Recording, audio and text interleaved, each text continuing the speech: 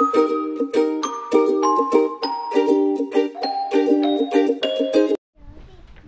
morning, beautiful people. Pulang-pula yung lips mo, Mars. Ano? Ito naman. Ay, uli ko. Oo. Schoolboy, man, tignan yung ating mixoy na may sarili na siyang bag. Good boy. Ikaw ha. Ay, salamat. Nawala na yung malakas na hangin. Grabe. Kagabi talaga bago ako natulog, mga bandang alas 12, rinig ko pa din yung kalabog ng bintana namin dahil sa malakas na hangin. Tapos yung kahoy na malapit sa balkoni namin. Okay, go na. At hindi siya malamig. Kahapon nasa +6, ngayon 11. Nag-calm na yung weather natin. At lagi kaming nanonood ng news. Ay, maulan pala. Hala, magtatampo na naman yung ating mixo kasi late na naman siya mapipick up. Very busy lang kami ngayon sa work. At sumakit yung aking kalikuran doon. Madaming nilinisan. At ito na nga, kanina nag-message ako doon sa daycare kung pwede ma-pick up ko si Mixo before 5. So dapat before 5 minutes sa 5 ma-pick up ko na yung Mixo. Tamang-tama lang kasi 4:40 na. Nagyahi pa ako. Sakto lang. Yan yung kagandahan dyan sa daycare ni Mixo. Kasi pag matagal ka maka-out sa work, pwede mo silang tawagan or i-text para alam nila kung ano oras pipick upin yung Mixo natin. Kaya sinasabi ko naman na minsan dyan sa work ko ay late kaming umuwi, minsan 4:30 ang labas, kaya minsan before 5 ay makalabas ako sa work. Ay, kami talaga lahat ngayon ay nakalabas 4:40. 4:40 nga. Nagsilayasan na kami, kanya-kanya lipad dahil yung mga anakins namin kailangan na sunduin. So yung Mixo ko doon, yung Mixo doon for sure. Galit na naman yung ating Mixo. Mama, bakit late mo naman ako sinundo? Wala pa, kumakayod pa yung nanay mo dito sa hotel. Si Pars kasi nasa bahay lang, pero tinawagan ko, hindi siya makadrive dahil nahihilo siya. Yun yung ngayon sa sick leave niya, lagi siyang nahihilo. Tapos hindi naman siya nag-fever. Yung last week lang nag-fever siya 2 beses, pero after that ay wala na, masama lang yung pakiramdam. At ngayon nahihilo siya, hindi siya makadrive. Yung ating Mixo wala, tumakbo na naman siya palayo sa akin. Sabi ko na nga nagtatampo talaga to. Ayan, tumakbo kasi, tapos kinuha ko yung bag niya, tinignan ng caretaker. Ayan, asan na yun? Noni! Ayun. Noni, kitos pa basta. Siya na lang mag-isa dito. Noni, it's just how you walk, sit. Are you mad to me again? Then why you running away from me? Ha? Get mad again because mama is late? Don't it? Oh, go. Basa ng kanyang jacket kasi pinalabas pala talaga sila at hindi niya ginamit yung kanyang pang-ulan na jacket. Kaya yung kanyang jacket ngayon ay basa. Ha? Mita? Easy can't pick you because you feel bad. Feel dizzy. No. Tampo yan. Why mad again? Ha? Yo, remove it. Also your gloves is wet ay. Buti na lang madami ka pang gloves. Kailangan to ipasok para mapa-dry doon sa bahay. Okay. Nalamig din ako. Nalamig ng kamay. What's that? Sissy. Ayo. It's from your shoes. O sige na. Sit down na ikaw. Sit. Red. Yeah. Huy, ang dilim-dilim. Ang dilim.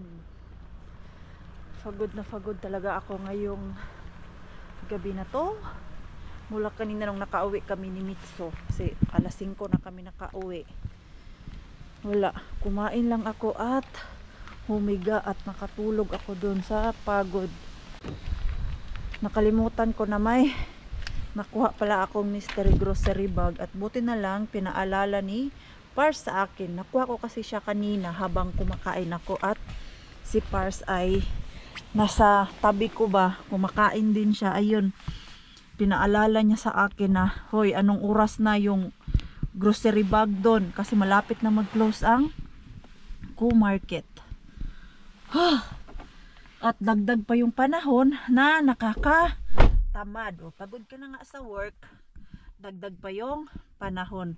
Maganda pala na may ilaw yung ating camera. Actually, yung aking camera, meron man to siyang ilaw. Kaya lang, hindi ko alam kung paano isabit. Magtanong pala ako kay Kuya Kiro kung paano isabit yung aking light. Kasi napansin ko din sa camera niya, meron siyang nilagay na light. So, ginagamitan niya ng light. Ang ginamit ko kasi is yung aking cellphone. Ayan o. Mas maliwanag, di ba? Nakikita nyo yung maliit na ilong ni Maring Queen eh. Charing. Tara. Ang drive muna tayo. At least mura. Nagising ako ba? Nakalabas. Lutang talaga ang inyong Maring Queen eh. Natawa ako sa sarili ko. Kasi instead na dito ako sa Q-Market, dumiretso. Doon ako sa gym, dumiretso. Then ma-realize ko hindi pa ako pupunta sa gym. Dito pala sa Q-Market yung aking destination. Pagod lang talaga ang Maring Queen ninyo. Salad ang nakuha at karne. Ayan eh. Ay, may karne. Ayan natin. Nakuha. May pang ano na tayo. May pang taco. Yung ground meat na chicken. So, may salad naman ako dun sa bahay at cucumber. Chips na lang pala o yung taco wrapper ang wala sa akin.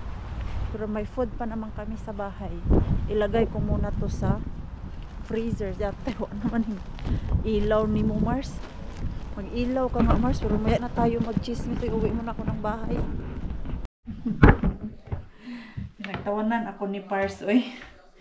Diyan kasi sa ano namin, sa baba ba, yung papasok na ako, meron kaming kapitbahay na siguro galing yun siya sa Estonia. And then naghahakot siya ng kanyang mga alak. Kasi diba doon sa Estonia, kung naalala nyo po tuwing pumupunta kami doon, minsan puno din yung aming sasakyan ng mga alak dahil mas mura bumili doon. Dito yung isang case ay ang pinakamahal is 32 euro, samantalang dun sa Estonia makabili ka ng isang case ng 18 to 20 euro. Natawa ako, pinagtawanan ako ni Pars dahil yung kapitbahay nga namin, medyo madilim yung ating vlog. Ayan, much better. So, tinanong ko yung kapitbahay namin, hindi ko kakilala ang pangalan nun. So, tinanong ko, magkano yung isang case pag ibebenta mo sa akin? And then, tinignan ko kung ilang % ng alcohol. Yung isa is 4.9 lang, tapos yung isa is 5.2. Sabi niya 25. Sabi ko, mahal pa din. Sabi ko, wag na lang. And then, kwento ko kay Pars. Nakikita din niya pala yung lalaki na yan dyan sa baba tuwing nag-aabot sila dyan sa yard namin. Tapos sabi niya, alam mo, hindi ko pwedeng gawin yan.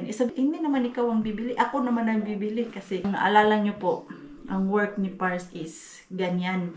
Yung, pag may nagbebenta ng illegal, kasi pag nagbenta ka ng mga alcohol or cigarettes dito, labas sa shop is illegal na po yun siya. Hindi kaya dyan sa atin ba na pwede ka lang bumili ng sigarilyo at alak doon sa shop, tapos ibebenta mo ng tag piso-piso, tag dos-dos, di ba? Sa atin ganyan ang ginagawa, yung sa mga maliliit na tindahan, no? Di kaya sa bahay-bahay lang.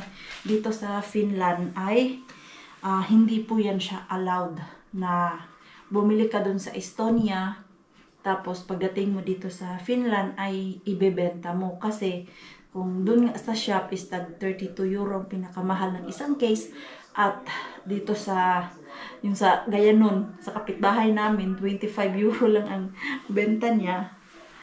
Kaya sabi ni Pars, sabi niya, hindi mo pwedeng gawin yan kasi alam mo naman yung trabaho ko na ganyan nga. Ganyan yung mga inaatupag nila, Pars ba?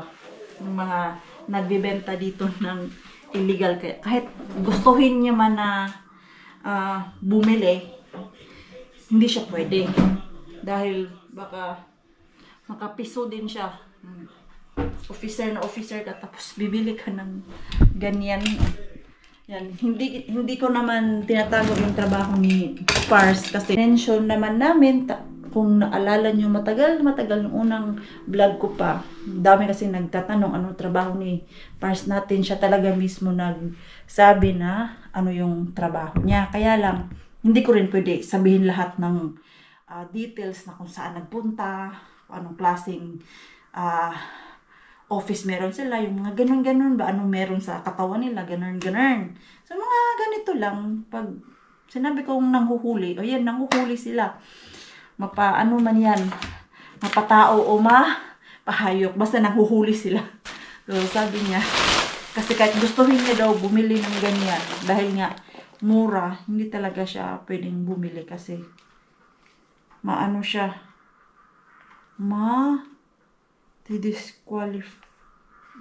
ano to?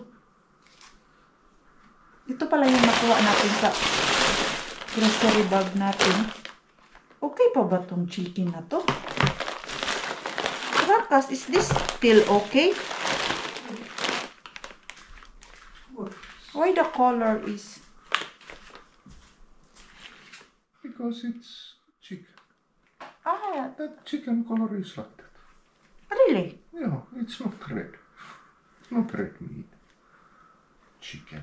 It's white meat. That's how I was like, Don't you remember? why the chicken is When you got the chicken, that's the color. white? It's not red like pork or beef. Yeah, I think this is hummus. Yeah, this is hummus. Handmade. Yeah, handmade. Yeah, hey, that's why I bought that chickpea, because I was planning to to make hummus. hummus, because this is so healthy and high protein. Okay, just. How much the protein? See, 8.3 gram per 100 gram. 100 gram. Yeah. So not bad. Yeah, not bad. Okay.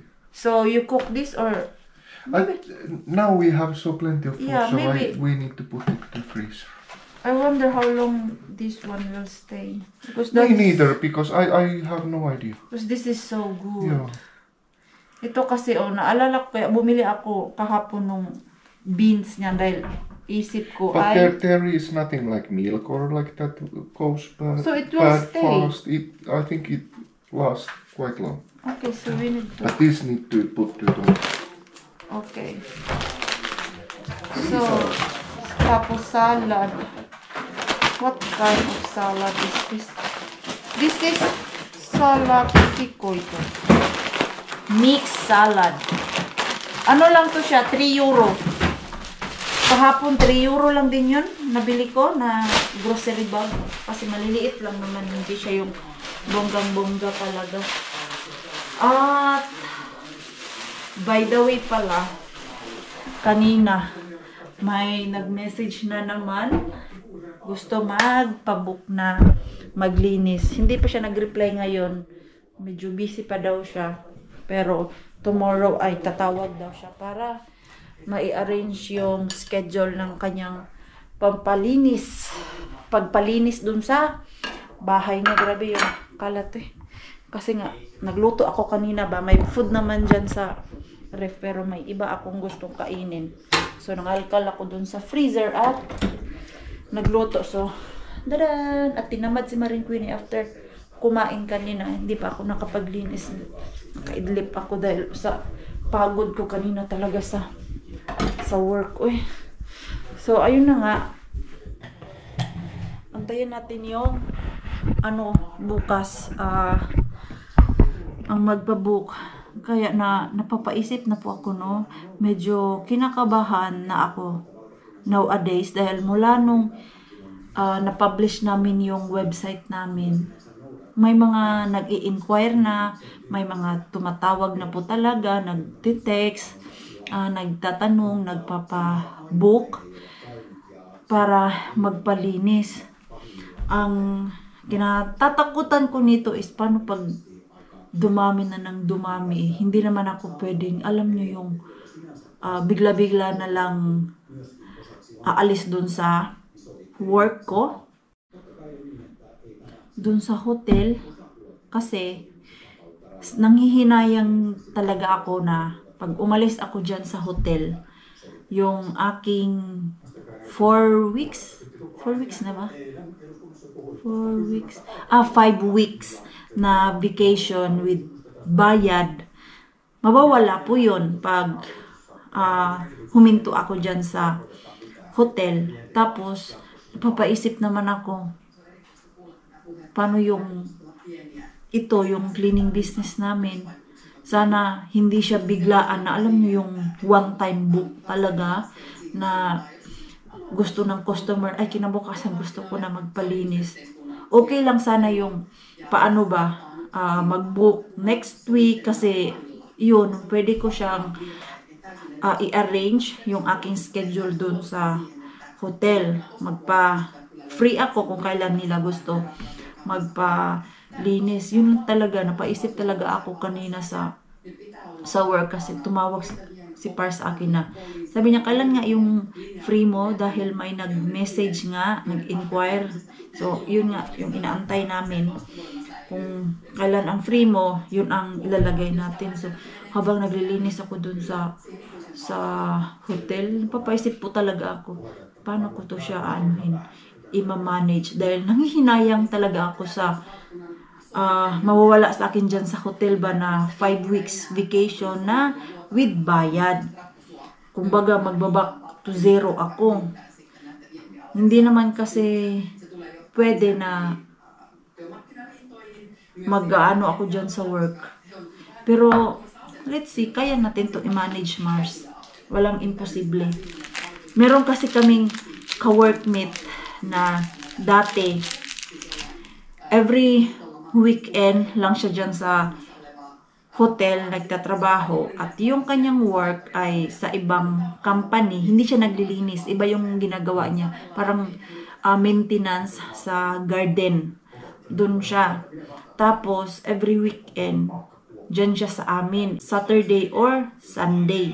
Kaya lang, last month, pinatigil siya ng kanyang sariling amo doon sa isa niyang work, yung main work niya talaga dahil ayaw ng kanyang amo pag sobrang pagod mo at madami kang trabahong kinuha, magkakasakit ka at magsisick leave dun sa main work niya at yung kanyang boss magbabayad ng sick leave kasi nga nagkasakit siya at for sure yung pagod na yun is sali na yung sa kanila tapos dun sa hotel. Kaya nagtaka na lang ako kahapon bakit wala na yung pangalan niya sa schedule namin. Tinanong ko yung gumagawa ng schedule, bakit wala na siya.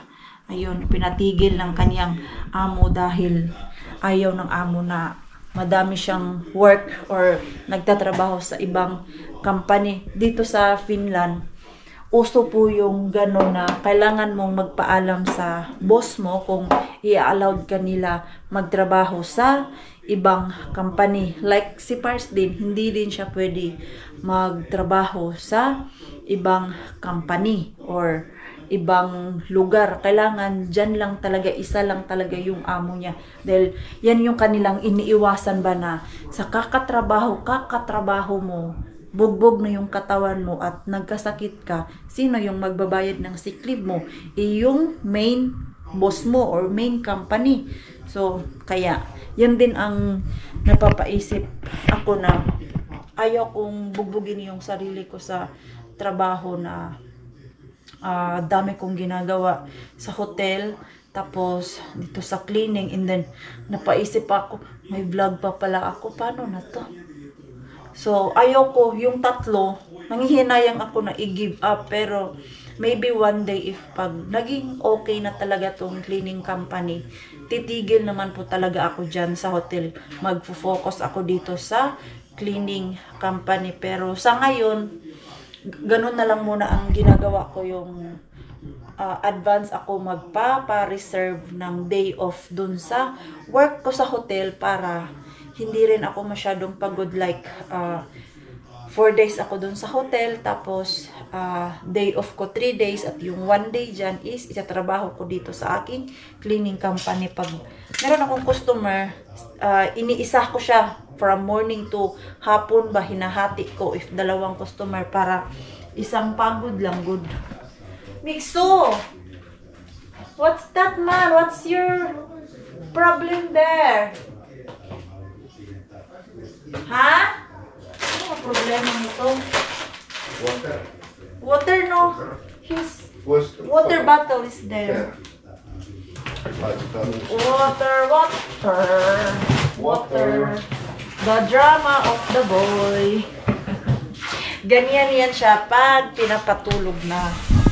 Drama. Can you help me, Rakas? Let's do it tomorrow. Ayan po. Just remove the dishwasher. No, okay, let's clean. I can sleep Okay. with that kitchen. Sabi niya, bukas na daw. Ayoko. Kasi, grabe. Ayoko tulugan ganyan. Kakalat ang, kusina. Masarap matulog at pagkagising mo kinabukasan, malinis ang kusina. The next day. May nakita ako sa TikTok. TikTok trick na pampalinis daw dun sa bed na may siya ba, mancha. Kasi yung namin dyan, bed, yung maliit pa si Mixo, yung mga gatas, nabuhos, tubig at kung ano-ano pa ay nagmamarka dun sa bed namin. So dahil man tayo, gaya-gaya, may nakita si Maring Queenie sa TikTok. Nilagyan niya ng baking soda, sabon panlaba, tapos toothpaste. I don't know what is the purpose of the toothpaste, pero tignan natin.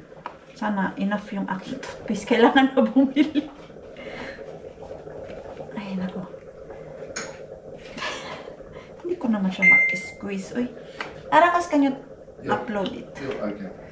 Ang ating vlog. Ayan. Tingnan natin kung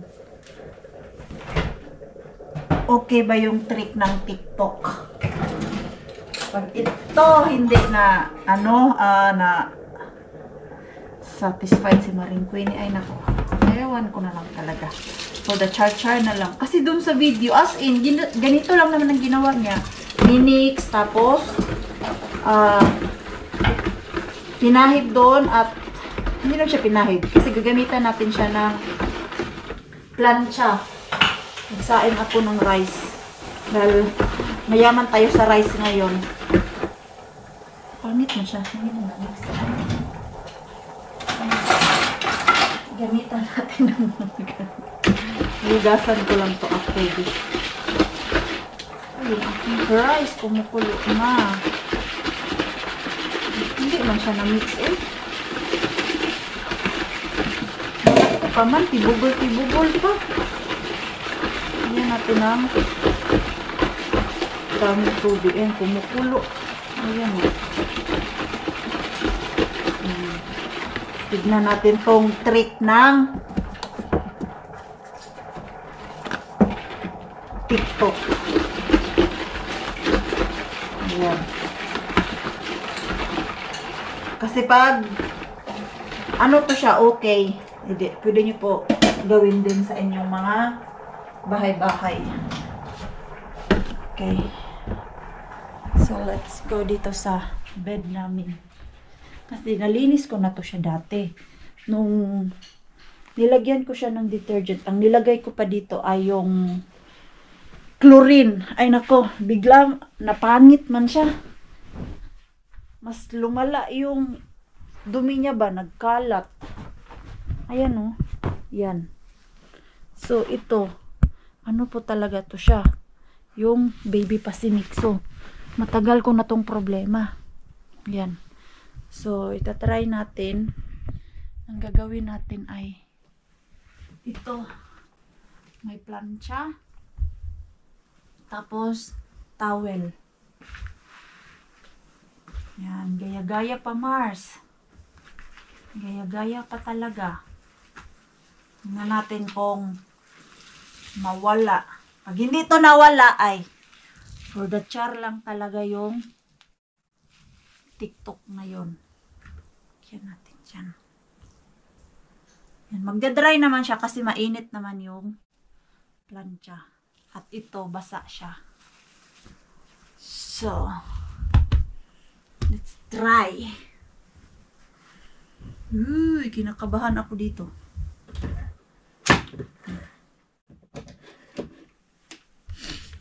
Let me try. Let me try. Ayan, plansyahin lang daw. Tapos, ganituhin.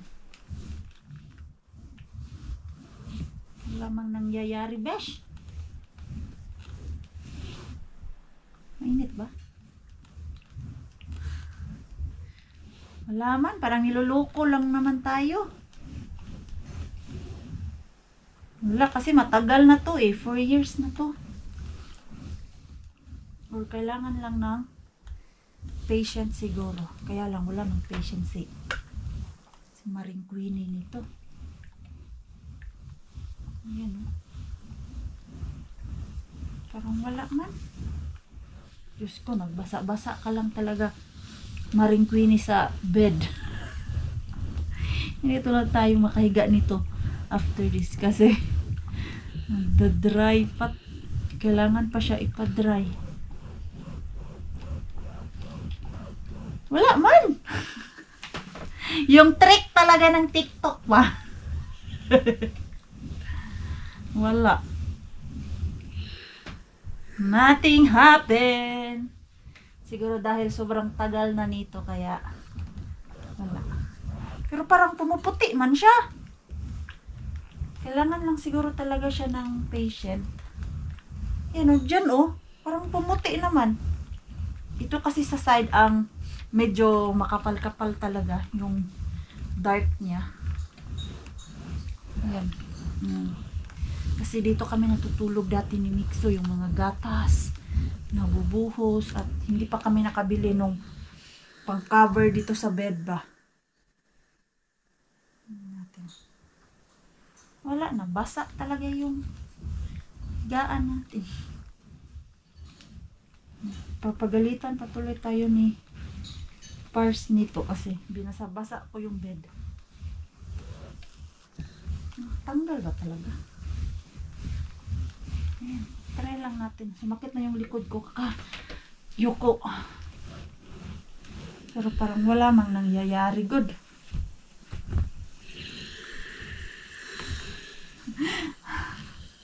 Pero saan to siya galing? Bakit madumi yung aking towel?